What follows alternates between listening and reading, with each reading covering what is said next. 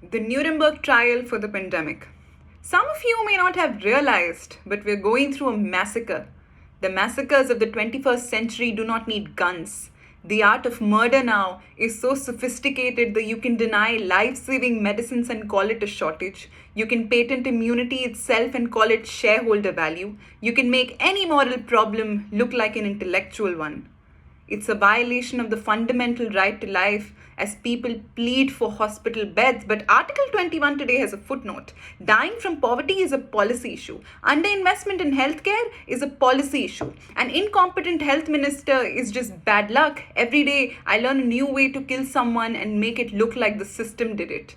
The massacres of the 21st century have long wait lines at the hospital, at oxygen suppliers, at the graveyard, and what bigger massacre than to be denied a goodbye kiss to your dead, to see their body wait hours in line for the pyre. We have no land to bury our dead, but I heard the real estate industry is booming.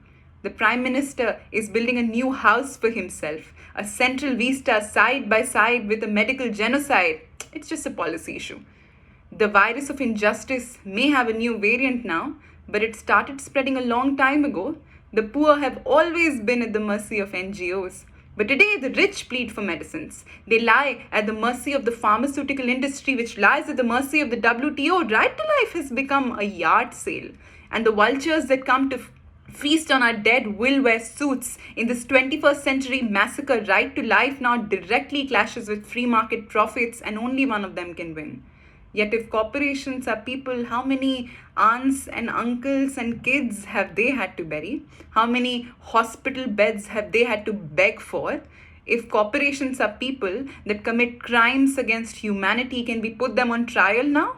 In the Nuremberg trial for the pandemic, every general marching for vaccine apartheid will be tried. Every political leader that has run government like a business, forced us to snatch someone else's oxygen so we could breathe, forced us to choose between black market medicines and losing our parents, made our survival a supply and demand problem. In the Nuremberg trial for the pandemic, capitalism itself will be on trial. We will remind the jury that its economic model has been a crime all along. Remind the jury that bombs that murdered little children in Kashmir, in Palestine, were sold in sophisticated defense deals and called bilateral agreements.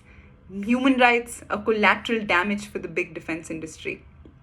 The prosecution will not rest. The only thing common across massacres today is that the leaders never said, "I am sorry." Yet this century has been the longest massacre in history. We have been trying to fight it by putting out thousands of small fires, but it will not end until we cut off the oxygen.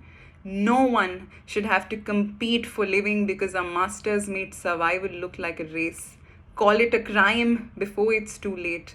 Call them a criminal, collect the evidence, put them on trial, and do not call it justice until the right to life can really mean a right to live, not at someone else's expense.